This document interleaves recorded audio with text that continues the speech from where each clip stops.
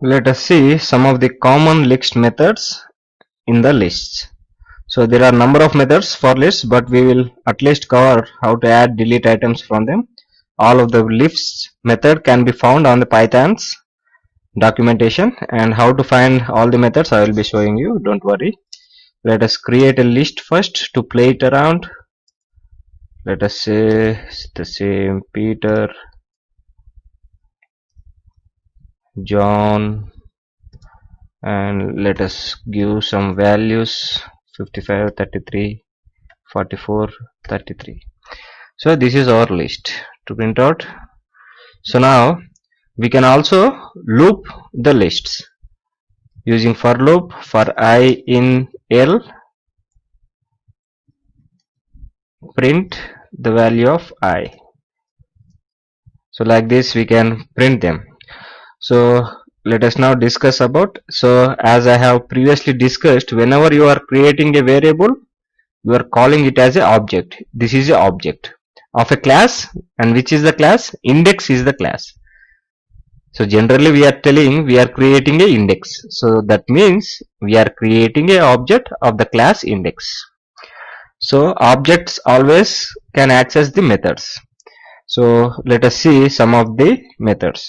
So we have like L dot append. This method will add the value to the list. Let us say Williams. So now there is a typo error. L dot append. Let us say Williams. Now see here, Williams is added, and there is one more method, L count. So we don't know how many times 33 appears, suppose. So we can count. So 33 is 3 times. So 1, 2, 3. We can find the index also using L dot index. We don't know the index, but we know the value inside it. Let us find the index of John. So index of John is 0 and 1. 1 is the index. And we can also remove the value. Let us remove John. L dot, there is a method called remove, which will remove the value from the list. Let us remove John. So successfully we have removed the John. Like this, we have one more function, sort. Let us see first reverse. So what this will do, this will reverse the list. Let us print. So this is how we will reverse the elements inside the list. And there is again one more method called L dot sort.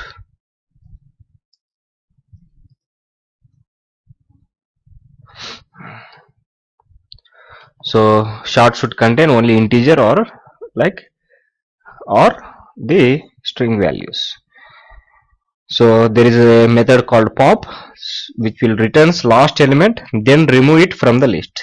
Let us see the method pop. See, it is giving Peter. The last element is Peter. Now let us see, and Peter is removed.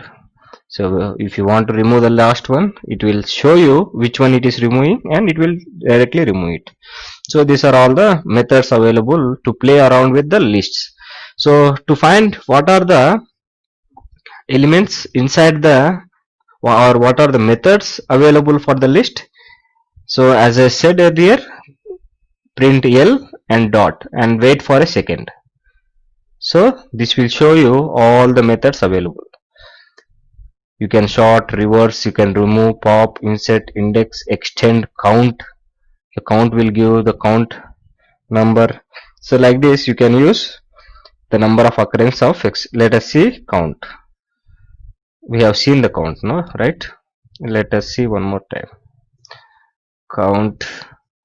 If you want to see whether now there is a Peter or not, 0. There is no Peter inside the list. So because if you have a big list like 1000, elements inside the list, you can see whether the required parameter or required element is inside the list or not using this count.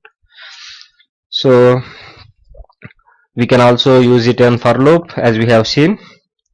And so this is little bit about lists. Slowly we will be learning more about lists when we go into the further sections, like when we are learning object oriented programming in Python. So until then, keep practicing.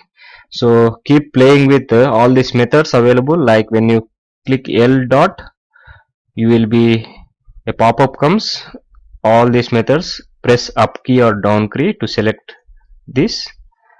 So I want to give one more trick. Suppose you have created lot of variables, a is equal to b is equal to,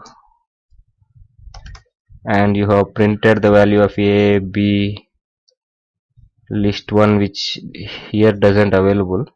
So you don't know, once we come into some programming, you don't know what are all the variables you have declared. You can look once by going up, or there is a small trick. We have a dir function and brackets. Don't write anything inside the bracket and press enter. So these are all the variables we have created. We have created a, b, I, l. L is for list, I we have used in the for loop. Now we can see what is inside the I. So I contains 33, L contains, A contains, B contains. So this is how you can see what are all the variables you have created. Hope you understood. Keep practicing. Meet you in the next video.